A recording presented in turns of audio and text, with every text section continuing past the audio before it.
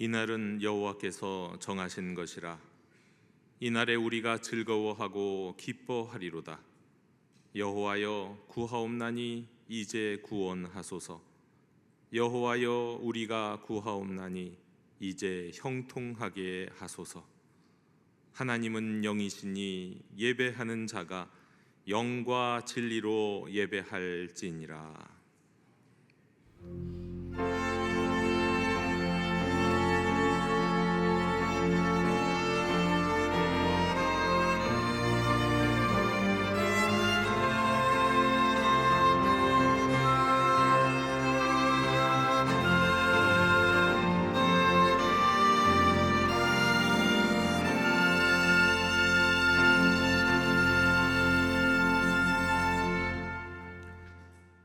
온 우주 만물로 당신의 영광을 찬양하게 하시는 전능하신 아버지 창조주 하나님께 영광을 돌리옵나이다.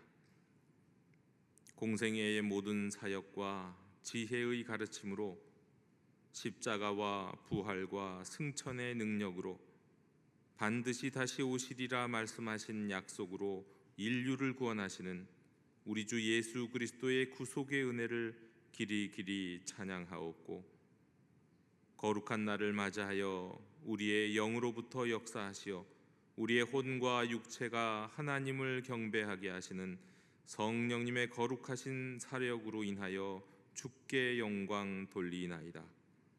성부, 성자, 성령께 세세무궁토록 영광이 있을지어다. 아멘. 다 함께 자리에서 일어나셔서 오늘 이곳에 계신 성령님을 찬양하시겠습니다.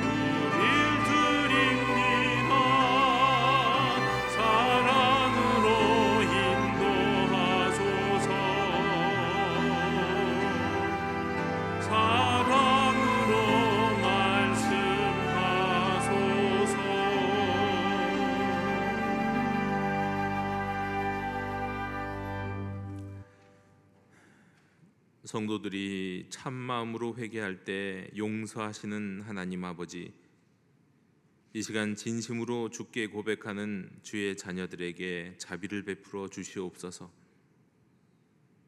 주의 말씀을 알기 전 대부분 모르고 지었던 죄를 우리가 믿을 때에 십자가의 보혈로 용서하신 주님, 여전히 부지불식 가운데 짓는 죄가 있으나 이제는 하나님의 말씀을 들어 알기에 알면서도 하나님 면전에서 생각으로 말로 손과 발로 지은 죄를 떠올리며 이 시간 참회합니다.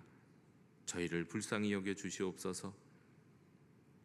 하나님이 미워하시는 것임을 알고도 저지르는 우리의 고의적인 죄는 주님을 다시 십자가에 못 박히게 하는 불의요 불순종이요 하나님의 면전에서 주님을 멸시하는 대역죄임에도 영적 게으름 가운데, 영적인 어두움 가운데, 영적인 유혹 가운데 다시 주님을 못 받고 또다시 주님을 멸시하였사오니 연약한 저희들에게 십자가의 한없는 사랑으로 다시 자비를 베풀어 주시옵소서.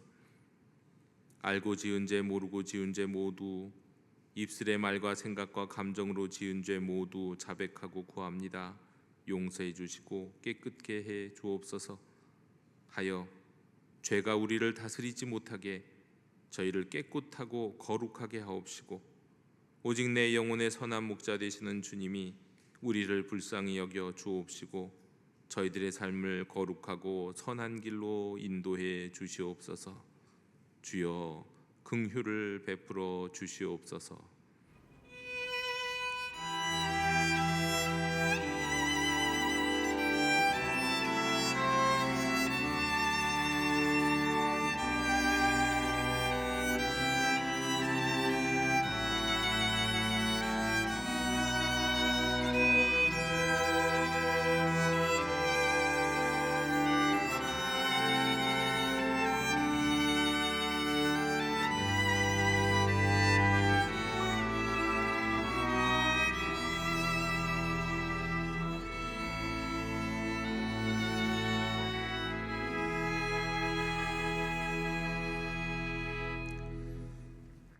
악인은 그의 길을, 불의한 자는 그의 생각을 버리고 여호와께로 돌아오라. 그리하면 그가 긍휼히 여기시리라. 우리 하나님께로 돌아오라. 그가 너그럽게 용서하시리라. 아멘. 나는 전능하신 아버지 하나님 천지의 창조주를 믿습니다. 나는 그의 유일하신 아들 우리 주 예수 그리스도를 믿습니다. 그는 성령으로 잉태되어 동정녀 마리아에게서 나시고 본디오 빌라도에게 고난을 받아 십자가에 못 박혀 죽으시고 장사된 지 사흘 만에 죽은 자 가운데서 다시 살아나셨으며 하늘에 오르시어 전능하신 아버지 하나님 우편에 앉아 계시다가 거기로부터 살아있는 자와 죽은 자를 심판하러 오십니다. 나는 성령을 믿으며 거룩한 공교회와 성도의 교제와 죄를 용서받는 것과 몸의 부활과 영생을 믿습니다. 아멘. 다 함께 자리에 앉으셔서 성시교독 51번을 교독하시겠습니다. 여호와께 감사하라. 그는 선하시며 그의 인자하심이 영원함이로다.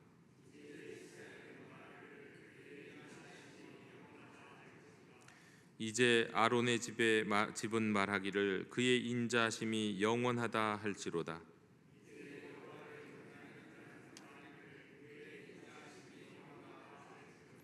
내가 고통 중에 여호와께 부르짖었더니 여호와께서 응답하시고 나를 넓은 곳에 세우셨도다.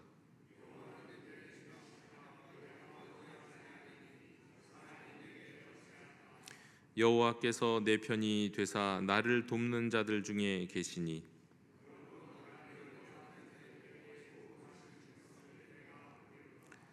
여호와께 피하는 것이 사람을 신뢰하는 것보다 나으며 여호와께 피하는 것이 고관들을 신뢰하는 것보다 낫도다.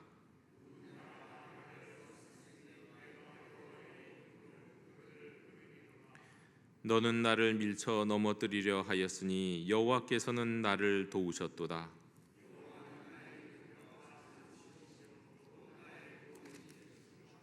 아멘.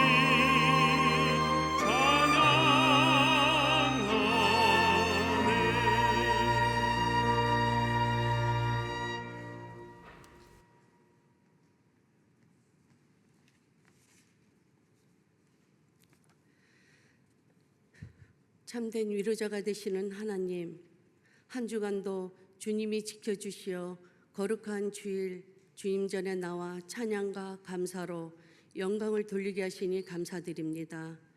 이 예배를 통하여 주님 앞에 놀라운 기적과 은혜를 경험하며 사람이 할 수 없는 일을 주님께서 하시는 것을 경험하게 하여 주옵소서. 주님의 사랑과 은혜를 사모하는 간절한 마음으로 주님을 찾는 성도들에게 한량없는 자비를 베풀어 주시옵고, 영육간의 연약함을 이 예배를 통해 근심 걱정을 내려놓고 주님 전에 지지를 찾게 하옵소서. 질병으로 힘들어하고 있는 성도들을 주님께서 보호하여 주시고 건강한 모습으로 신앙생활 할 수 있도록 예수 그리스도의 이름으로 치유하여 주옵소서.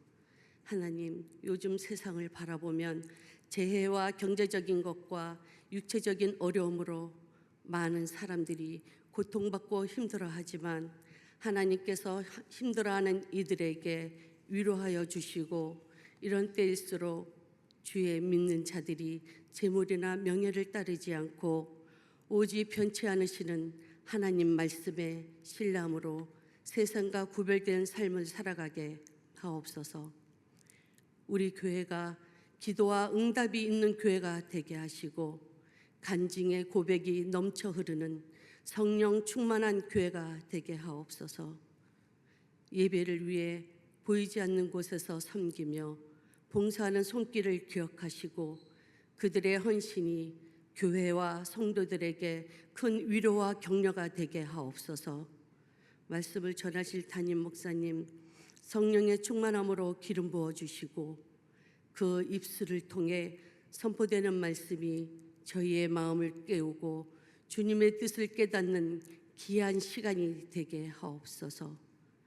저희의 삶 속에 주님의 축복과 평강이 충만하길 간구드리며 이 모든 말씀 우리 구주 예수 그리스도의 이름으로 기도드립니다.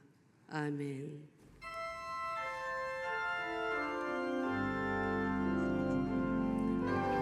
하늘에 계신 우리 아버지, 아버지의 이름을 거룩하게 하시며 아버지의 나라가 오게 하시며 아버지의 뜻이 하늘에서와 같이 땅에서도 이루어지게 하소서.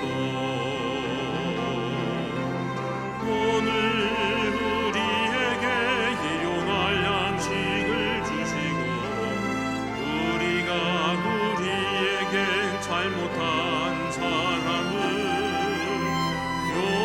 용서하여 준 것 같이 우리 죄를 용서하여 주시고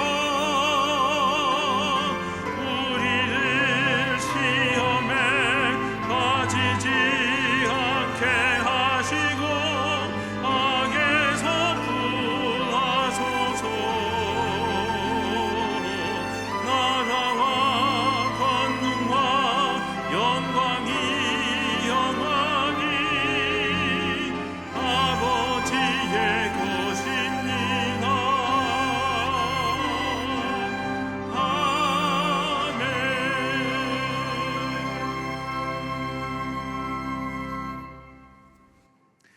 교회 실천을 전해드립니다. 우리 예배하는 공동체 우리 영도교회 주일 예배 일부 예배 오신 모든 분들을 축복하고 환영합니다.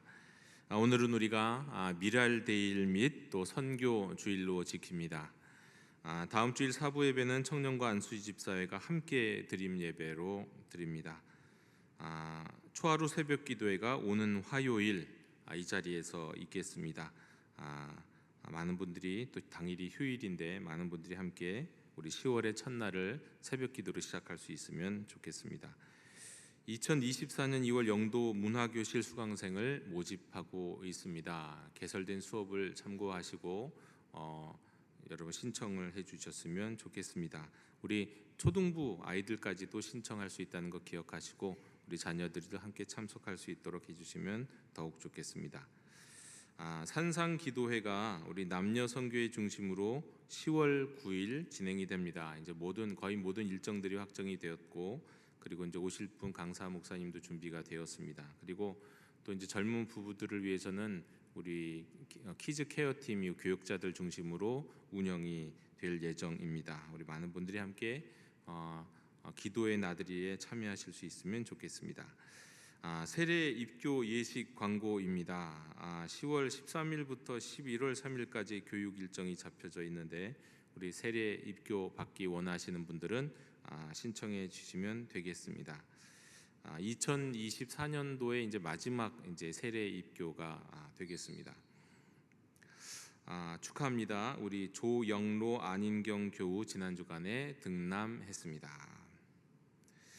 이상으로 우리 교회 실천을 모두 전해드렸습니다. 이제 다 함께 자리에서 일어나시면서 우리 평화 인사를 좌우에 계신 분들과 함께 나누시겠습니다. 주님의 평화를 빕니다. 주님의 평화를 빕니다.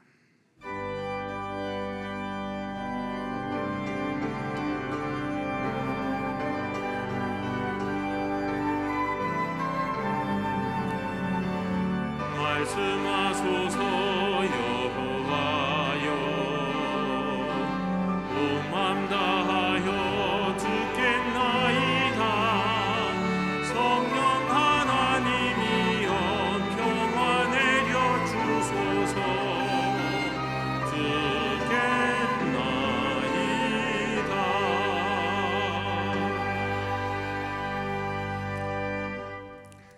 오늘 우리에게 주시는 하나님의 말씀은 시편 19편입니다. 하나님의 말씀을 경청하십시오. 하늘이 하나님의 영광을 선포하고 궁창이 그의 손으로 하신 일을 나타내는도다. 날은 날에게 말하고 밤은 밤에게 지식을 전하니 언어도 없고 말씀도 없으며 들리는 소리도 없으나 그의 소리가 온 땅에 통하고 그의 말씀이 세상 끝까지 이르도다. 하나님이 해를 위하여 하늘의 장막을 베푸셨도다. 해는 그의 신방에서 나오는 신랑과 같고 그의 길을 달리기 기뻐하는 장사 같아서 하늘 이 끝에서 나와서 하늘 저 끝까지 운행하며 그의 열기에서 피할 자가 없도다. 여호와의 율법은 완전하여 영혼을 소성시키며 여호와의 증거는 확실하여 우둔한 자를 지혜롭게 하며 여호와의 교훈은 정직하여 마음을 기쁘게 하고 여호와의 계명은 순결하여 눈을 밝게 하시도다. 여호와를 경외하는 도는 정결하여 영원까지 이르고 여호와의 법도 진실하여 다 의로우니 금 곧 많은 순금보다 더 사모할 것이며 꿀과 송이꿀보다 더 달도다. 또 주의 종이 이것으로 경고를 받고 이것을 지킴으로 상이 크니이다. 자기 허물을 능히 깨달을 자 누구리요? 나를 숨은 허물에서 벗어나게 하소서. 또 주의 종에게 고의로 죄를 짓지 말게 하사 그 죄가 나를 주장하지 못하게 하소서. 그리하면 내가 정직하여 큰 죄과에서 벗어나겠나이다. 나의 반석이시요 나의 구속자이신 여호와여, 내 입의 말과 마음의 묵상이 주님 앞에 연락되기를 원하나이다. 아멘. 자리에 앉으시겠습니다.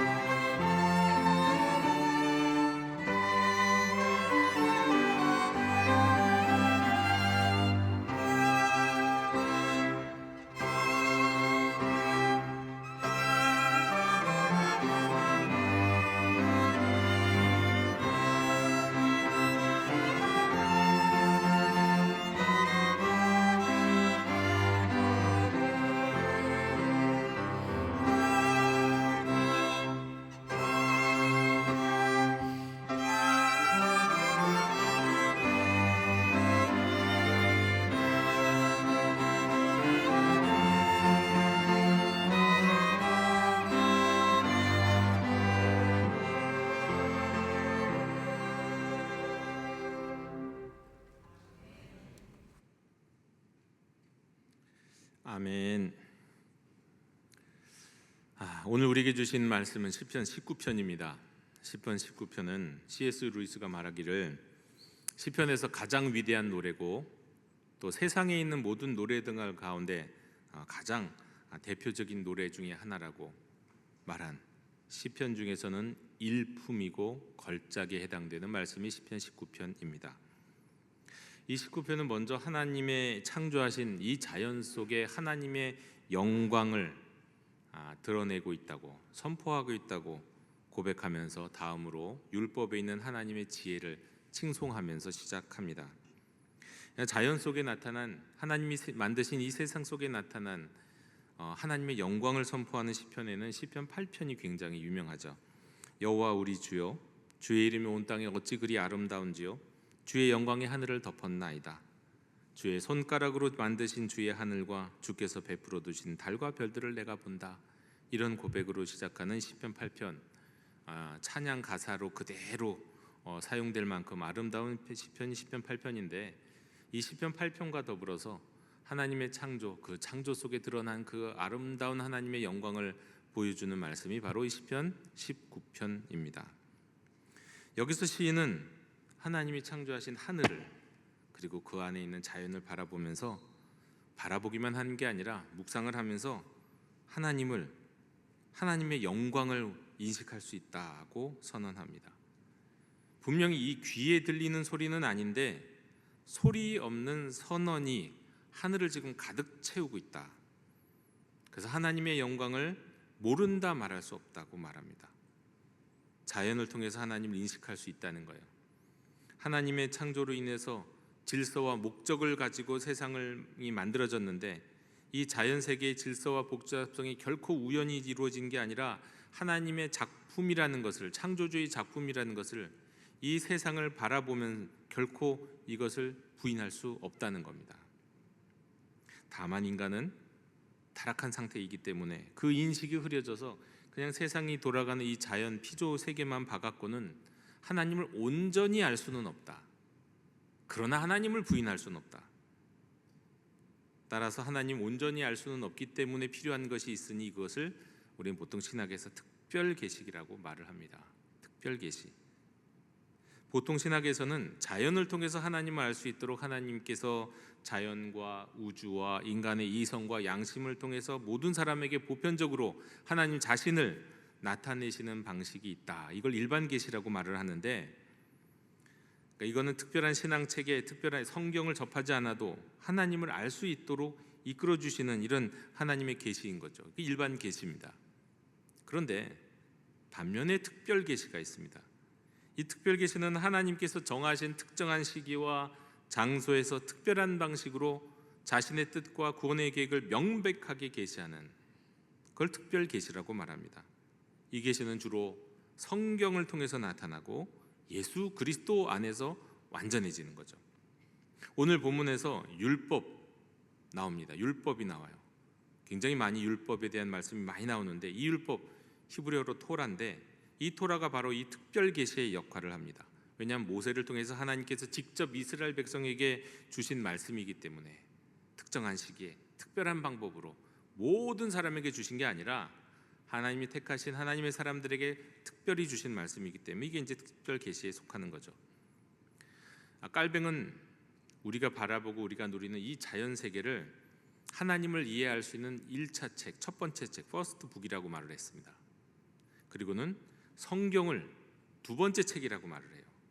그리고는 이 첫 번째 책과 두 번째 책을 함께 사용해야 우리가 하나님을 온전히 알 수 있다고 말합니다.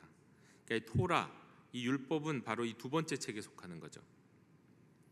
자, 이 두 번째 책은 얘는 예수님이 중심에 계십니다. 성경엔 예수님이 중심에 계시죠. 그리고 예수님이 처음이고 예수님이 또 마지막이기도 합니다. 이게 성경입니다. 그래서 토라, 곧 율법도 율법만 봐서는 불완전해요. 그 율법과 토라를 온전하게 이해하려면 예수님 안에서, 예수님의 빛 안에서, 복음의 빛 가운데서 이 하나님의 가르침이고 하나님의 인도하심인 이 말씀 율법을 읽을 때, 토라를 읽을 때 거기에서 이것은 하나님께로 우리를 인도하는 특별 계시가 되는 겁니다. 오늘 말씀에 따르면 전반부가 바로 이 1차적인 책, 이 자연이라고 하는 하나님이 만드신 첫 번째 책에 해당되는 내용이라면 중반부에 2장이 해당되는 것은 바로 2차적인 책, 특별히 그 가운데서도 율법에 관한 말씀입니다. 근데 여러분, 율법, 이게 굉장히 중요한 단어거든요. 성경을 이해할 때, 우리가 신앙생활할 때 이 율법을 도대체 뭐를 갖고 율법이라고 말하느냐를 제대로 알아야지 우리가 성경을 읽어도 오해를 하지 않는데, 많은 분들이 헷갈려합니다. 정말 중요한 말이 율법인데요. 여러분, 일단 율법, 이거 좋은 겁니까? 아니면 버려야 하는 것인가요? 벌써 여기부터 어렵습니다. 잘 모르겠어요. 딱 대답이 안 돼요. 율법 좋은 건가요? 버려야 하는 것인가요? 어떨 때 성경을 보면 어떨 땐 율법은, 특별히 오늘 우리 시편 19편에 나오는 경우에 율법은요, 하나님의 지혜가 가득하고 훌륭하다 못해 아름다워요. 그래서 칭송받는 게 율법이에요. 그런데 또 성경 어디서는 이 율법에 대해서 매우 부정적입니다. 사도 바울의 서신에서 보면 율법의 행위로는 의롭다 하심을 얻을 육체가 없다. 율법으로는 죄를 깨닫는 것이므로 구원하는 것이 아니다. 율법의 행위에 속한 자들은 아직 저주 아래 있는 거고, 율법은 그저 그리스도께로 인도하는 초등학교 선생님이 아니라 보모 같은 역할, 그 정도밖에 못하는 것이다. 율법에 대해서 매우 부정적입니다. 그래서 참 헷갈립니다. 우리가 신앙생활하고 교회 다니면서 어쩔 땐 율법 좋은 거라고 말하는 것 같으면서 어쩔 때 율법은 없어지고 이 용도 폐기되어야 하는 것이라고 말하는 것 같아서 말이죠. 근데 여러분, 이게 단지 구약과 신약의 차이뿐만 아닙니다. 구약에서 율법은 좋은 것이고 신약에서 율법은 버려야 되는 거, 그거 아니에요. 왜냐하면 구약에서는 율법 칭송하고 신약에서는 율법을 배제하는 게 아닌 것을 우리가 신약 성경을 제대로 봐도 알 수 있습니다. 신약에서 예수님은 뭐라고 말씀하셨냐면 율법의 1.1획도 버릴 것이 없다고 말씀하셨어요. 그런데 사도 바울은 십자가 사건으로 율법이 모두 폐기된 것처럼 말씀합니다. 왜 이런 차이가 있을까요? 왜 모순처럼 느껴지는 일이 성경에 나타나 있을까? 율법이라는 단어를 잘 살펴봐야 합니다. 우리가 보통 성경에서 율법이라고 번역되는 이 단어의 히브리어 원어는 토라예요. 토라. 이 토라는 대부분은 율법으로 번역하지만 오늘 우리가 읽은 시편 19편에 보면 율법으로만 번역하는 게 아니라 증거, 교훈, 계명, 도, 법, 규례, 율례로도 번역이 됩니다. 근데 그냥 제가 이거 다 한마디로 토라라고 하겠습니다. 율법을 토라. 여러분, 이 토라의 본래의 의미는 가르친다, 가르침, 인도하심을 뜻하는 거예요. 가르침과 인도하심이라는 건 굉장히 넓은 의미잖아요. 그런데 그런 가르침과 인도하심이라는 넓은 의미의 토라가 나중에 이제 그리스 로마 문명의 영향으로 인해서 히브리 성경을 헬라어 성경, 그리스어 성경으로 번역할 때 법을 뜻하는 단어인 노모스라는 단어로 번역을 했어요. 법, 우리가 사용하는 법 있잖아요. 율법, 법, 규례, 율례, 여기 해당되는 이런 법이요. 그러니까 법률적인 단어로 번역을 했어요. 그래서 그때부터 여기에 영향을 많이 받은 사람이 율법을 생각할 땐 정말 우리가 뭐 재판을 받을 때 필요한 이 법만 떠올리는 경우가 많다는 거죠. 그런데 원래 이 토라는 그거보다 훨씬 더 큰 의미예요. 그런데 사도 바울도 여기서 영향을 받은 사람이에요. 그는 헬라어를 하는 사람이고 헬라어 철학을 제대로 하는 사람이잖아요. 그렇기 때문에 그가 율법이라는 말을 사용할 때는 주로 어떤 의미에서 율법이라는 단어를 사용하냐면 유대인과 이방인을 구별하는 율법, 안식일법, 음식규정, 제사법, 정결례, 할례와 같은 이런 것을 의미하는 말을 사용할 때 보통 율법이라고 말을 했어요. 그런데 이런 의미의 율법이라고 한다면 이런 의미의 율법은 예수님이 오신 다음에 용도 폐기가 된 것이 맞죠. 왜냐하면 우리는 더 이상 유대인들의 구약 성경에 있는 그 율법에 있는 음식 규정 지키지 않습니다. 정결례와 할례를 행하지도 않습니다. 그렇죠? 안식일을 구약 율법들이 유대인들이 지키는 것처럼 지키지도 않아요. 우리는 더 이상 유대인과 이방인을 구분하는 그 자잘한 율법 조문으로부터는 자유로운 사람들입니다. 그러니까 그런 의미의 사도 바울이 얘기한 율법이라면 그 율법은 용도 폐기된 게 맞아요. 그런데 예수님은 율법이라고 말씀하실 때 그 율법을 다른 의미의 율법을 말씀하신 거예요. 토라가 의미가 크다고 넓다고 했잖아요. 그 예수님이 말씀하시는 토라는 어떤 토라를 말씀하시는 거냐면 특별히 이웃과의 관계, 이웃을 어떻게 대해야 되는가, 그것을 가르치시고 그것을 인도하실 때 사용했던 단어가 예수님이 말씀하신 토라예요. 이웃을 어떻게 대해야 합니까? 예수님 뭐라고 말씀하셨나요? 사랑으로 대해라. 그래서 예수님은 토라가 곧 율법이 곧 사랑이라고 그랬어요. 율법을 두 계명으로 요약하면 하나님 사랑, 이웃 사랑이라고 말씀하셨잖아요. 그러니까 예수님이 말씀하신 율법 토라는 이웃을 대하는 방법이에요.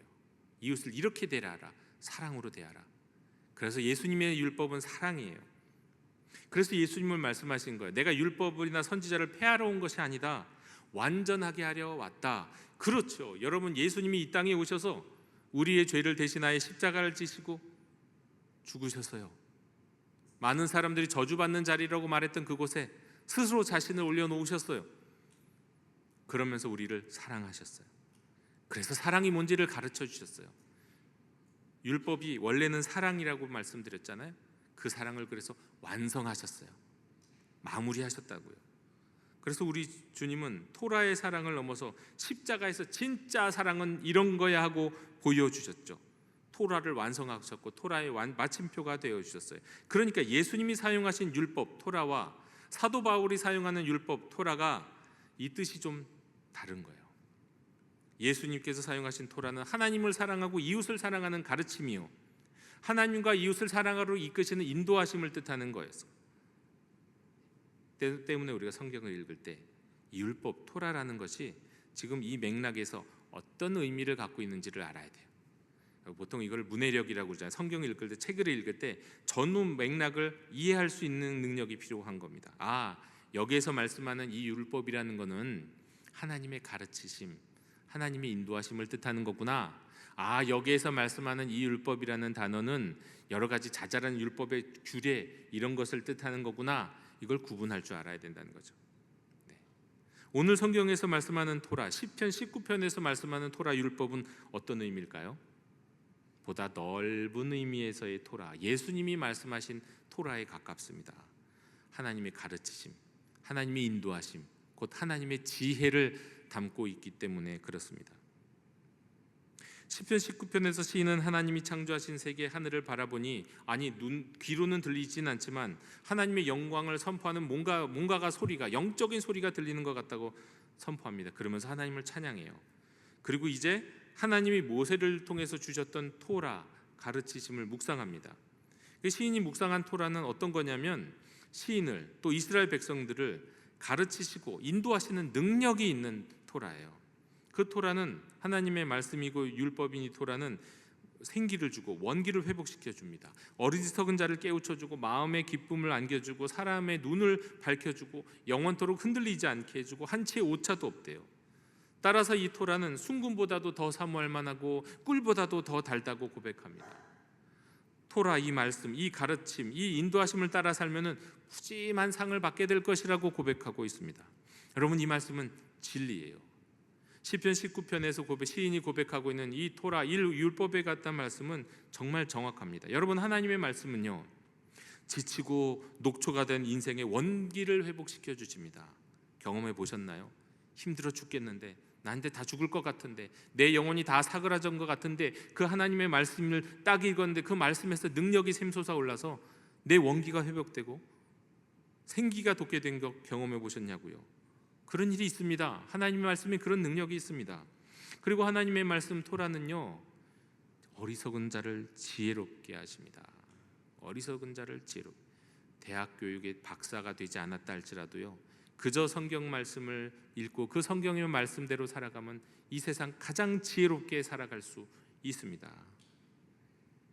또 도무지 기뻐할 수 없을 때 말씀 가운데 기쁨이 생기는 것을 경험합니다. 기쁨이 솟아나와요. 내 삶의 상황은 너무 절망적이고 힘들고 빛에 쪼들리고 또 사람들이 나를 모함하고 너무너무 괴로운 일들이 많을 때 그저 아침에 성경을 열어서 말씀을 묵상할 때 거기에서 오시는 토라의 말씀, 율법의 말씀, 하나님의 말씀이 나의 마음에, 나의 심령에 기쁨을 주는 것을 경험합니다. 또 그 말씀은 캄캄한, 앞이 보이지 않고 뭔가 다 절망적인 것 같은데 나 혼자 홀로 고립되고 외롭게 있는 그 사람에게 말씀을 읽을 때 그 말씀이 눈을 확 열어주는 것을 경험하게 돼요. 안 보이던 것이 보입니다. 안 보이던 사람도 보여요. 안 보이던 관계가 보이고 안 보이던 문제들도 보이면서 해결책들도 보여요. 세상이 그냥 답답하고 어둑어둑하게 느껴졌는데 맑고 환하게 느껴지죠. 하나님의 말씀은 그런 능력이 있습니다. 또 그렇게 눈이 확 열리게 되면 어떻게 될까요? 그 열린 눈으로 하나님이 지으신 창조물을 바라보면 이것은 그저 자연이야가 아니에요. 이건 하나님이 창조하신 피조물이야.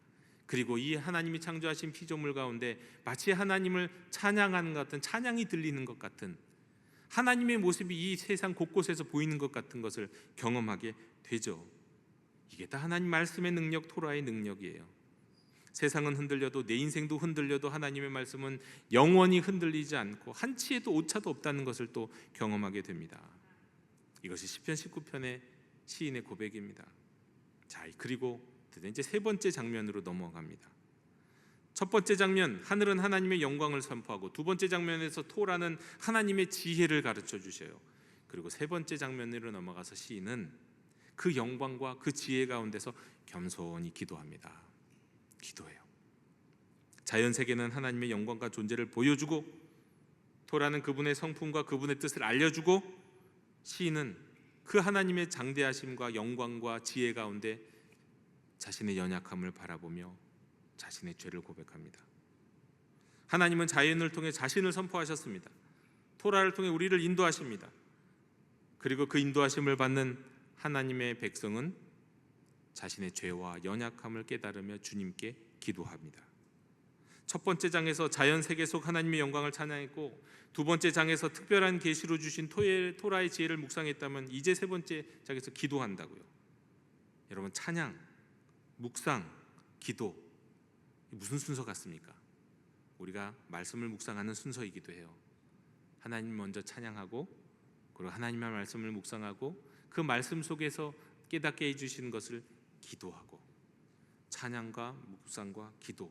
시편 19편은 있는 그대로 우리 묵상의 순서고 묵상의 방법이에요.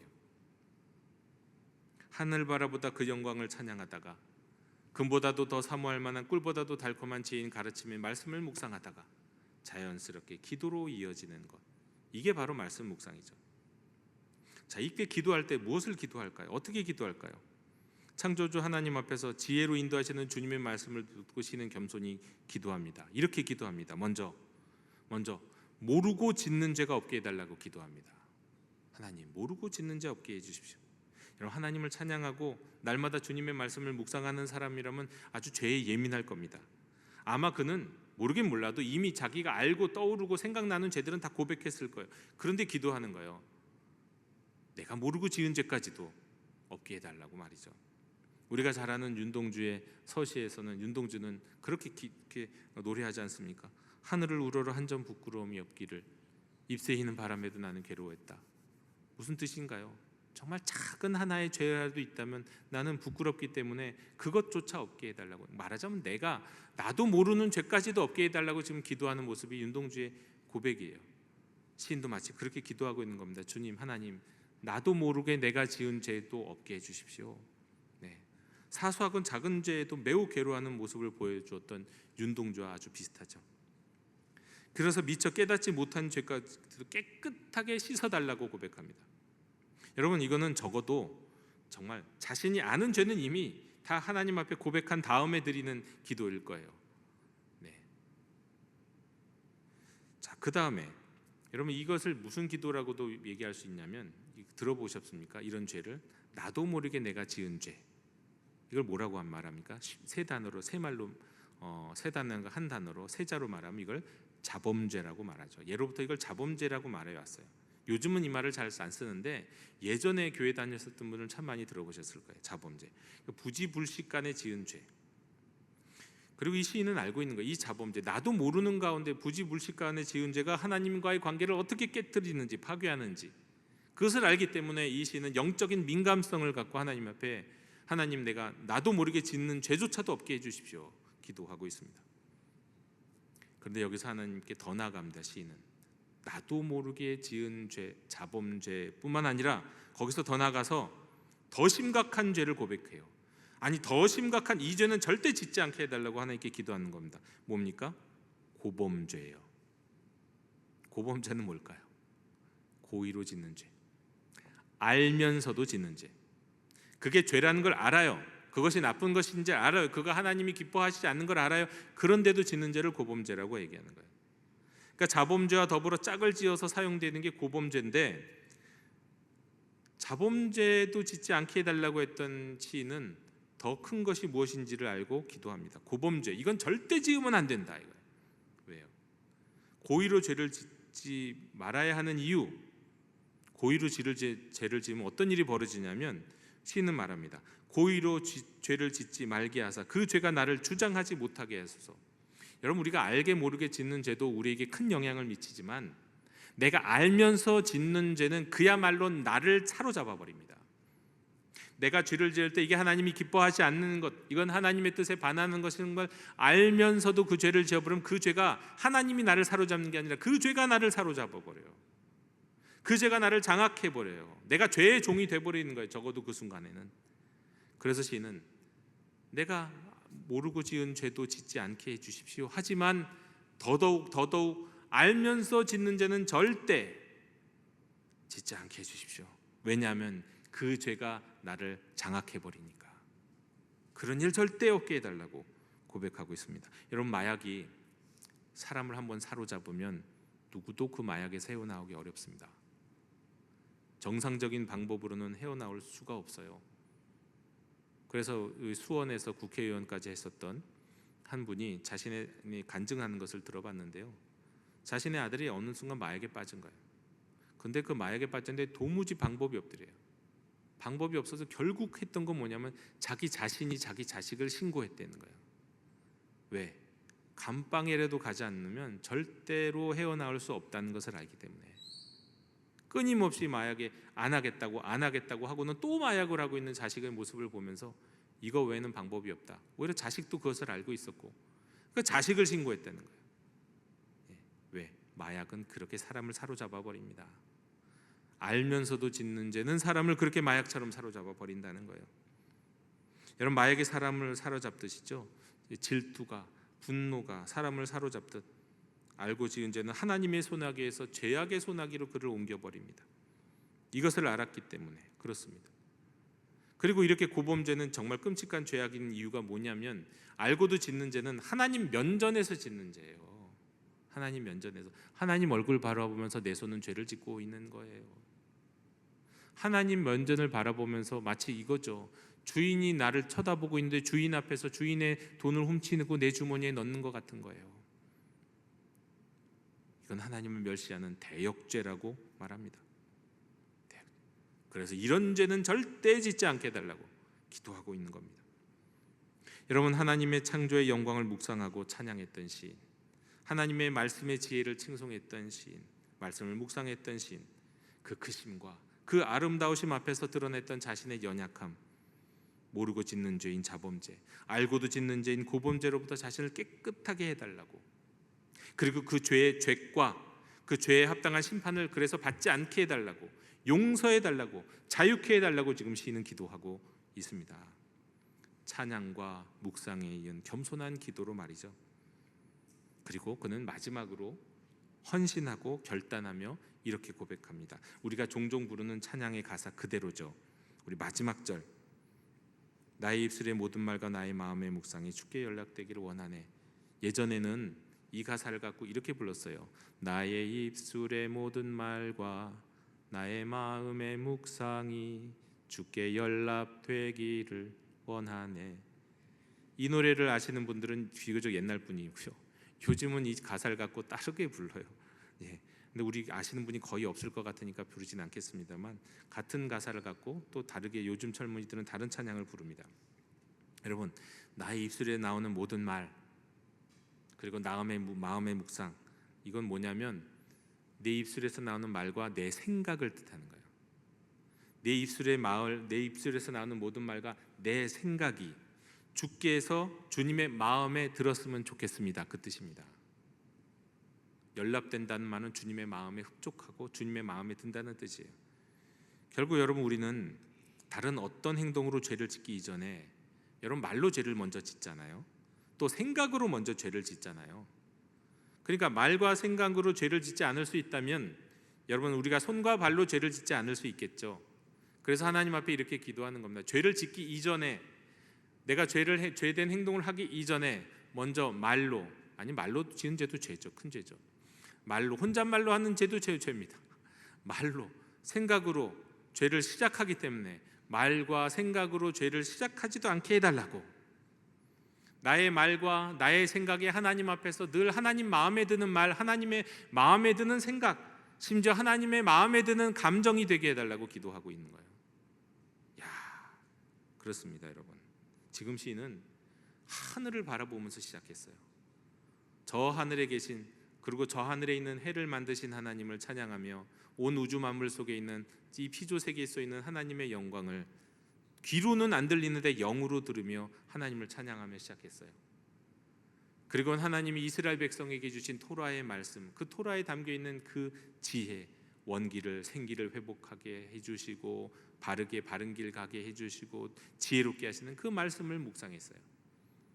그리고는 자연스럽게 말씀을 묵상한 이후로 기도의 자리로 나아갔더니 자범죄, 구변죄를 회개할 뿐만 아니라 애초에 우리의 죄의 시작이 되는 우리의 말과 우리의 생각도 하나님이 다스려 주셔서 하나님의 마음에 드는 말과 하나님의 마음에 드는 우리의 생각이 될 수 있게 해달라고 기도합니다.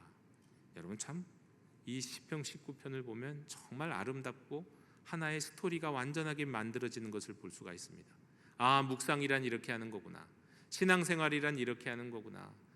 하나님이 만드신 세상을 보고 찬양하고 하나님의 말씀을 주목하고 묵상하고, 그리고 말씀 속에서 나를 비춰주실 때 그 말씀 붙들고 특별히 내가 하나님 앞에 죄 짓지 않도록 나의 말과 나의 생각을 바르게 인도해 달라고 기도하는 것, 이게 바로 신앙생활이구나, 이것이 바로 하나님의 말씀을 묵상하는 것이구나, 시편 19편을 통해서 우리에게 가르쳐주고 계십니다. 여러분, 만약에 성경에 있는 많은 말씀 가운데 암송할 만한 말씀이 있다면 시편 1편, 시편 23편, 그 밖에 여러 가지 말씀도 있지만 시편 19편도 암송하십시오. 그렇다면 이 말씀을 묵상하는 그 자체가 여러분 온전한 하나님을 향한 묵상이 되고, 또 하나님 앞에 드리는 회개가 되고, 우리 자신을 성찰하는 기도가 될 겁니다. 찬양과 묵상과 기도가 담겨 있는 이 시편 19편의 말씀, 이 말씀을 꼭 기억하시며 이 말씀 안에 살아가는 여러분 되시기를 원합니다. 영도 가족 여러분, 영적인 그리스도인은 이렇게 일반 계시, 그리고 특별 계시, 하나님이 창조하신 세상과 그리고 하나님의 말씀을 묵상하는 가운데 겸손히 기도하는 사람입니다. 하나님이 창조하신 세상을 보며 찬양할 수 있어야 합니다. 언제 찬양해 보셨습니까? 주 하나님 지으신 모든 세계 바라보시면서 찬양해 보신 적이 언제 일입니까? 여러분의 눈을 들어 하늘을 보고 하나님이 지으신 세상을 보며 우리의 찬양의 감성을 회복하는 저와 여러분 되시기를 원합니다. 또한 하나님의 말씀이 없으면 이 세상 바라봐도 그 세상이 무엇으로 만들고 어디로 가고 이 세상의 끝이 무엇인지 온전하게 알 수는 없어요. 그럼 우리는 늘 하나님의 말씀, 토라의 말씀, 지혜의 말씀을 주목해야 됩니다. 말씀을 늘 주목하고 말씀의 세계로 날마다 나아가며 세상의 어떤 이야기보다 하나님의 말씀 듣기를 기뻐하는 저와 여러분 되셨으면 좋겠습니다. 그리고 그 말씀에서 주시는 힘과 은혜와 능력과 지혜로 기도하시면 되겠습니다. 겸손히 나 자신의 죄를 돌아보며 특별히 나의 말과 내 생각을 하나님의 마음에 드는 말과 생각이 될 수 있게 해달라고 기도하며 주님 앞에 겸손히 살아가는 저와 여러분이 될 때 하나님이 기뻐하시는 사람, 하나님이 사용하시는 사람, 하나님이 주목하며 바라보시는 사람, 하나님이 복 주시기를 정말 기다리고 계시는 사람이 될 줄로 믿습니다. 기도하겠습니다.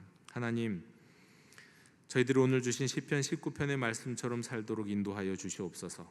주의 말씀에 깊이 들어가게 하시고 온 우주 만물을 보며 하나님을 찬양하게 하옵소서. 그러나 무엇보다 말씀 안에서 겸손히 기도하고 하나님 안에서 내 자신을 돌아보며 우리의 말과 우리의 생각을 하나님의 마음에 들도록 주께 연락되기를 원하는 삶 살게 하여 주옵소서. 예수님의 이름으로 기도하옵나이다.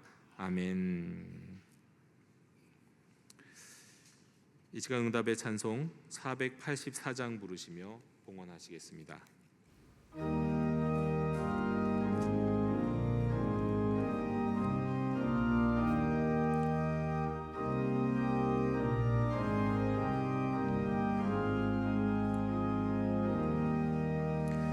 내 맘에 주여 소망되소서.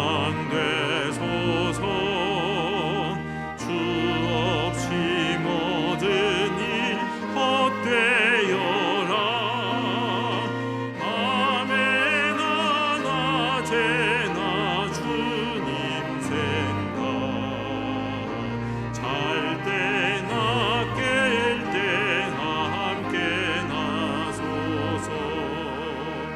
지혜의 주여 말씀으로서 언제나 내 안에 계십소서.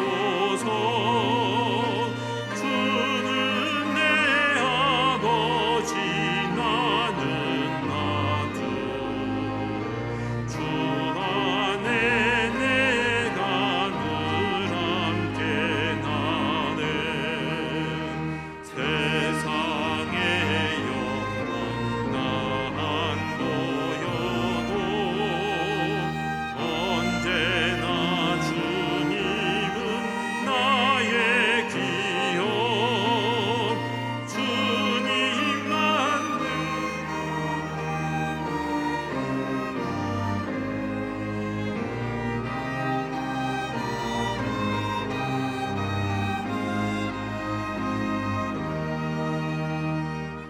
영원한 주님 내 승리의 주, 하늘의 기쁨을 주옵소서.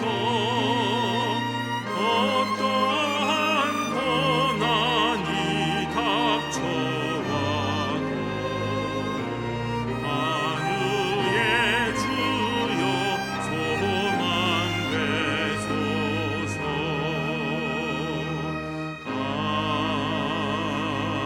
아멘.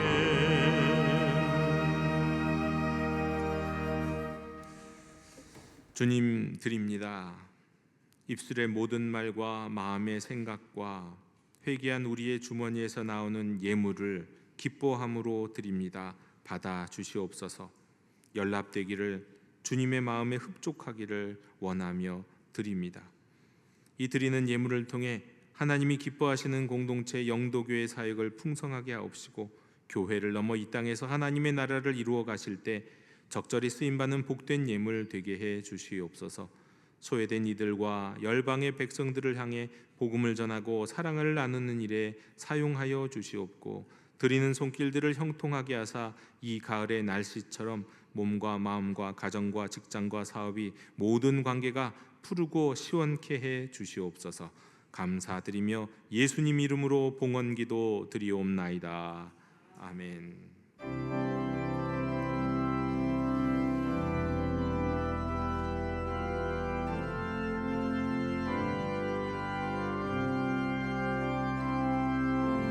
말씀 앞에서 경외함으로 쉽게 홀로 섭니다. 생명의 말씀 읽고 순종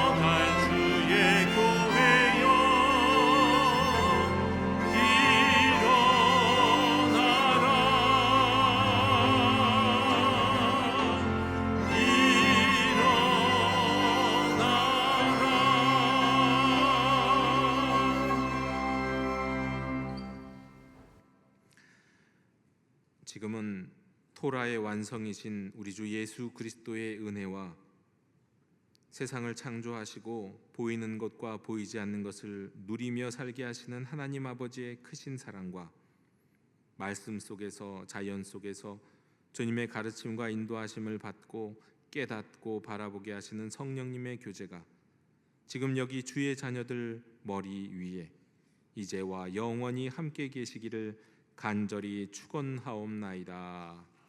아멘.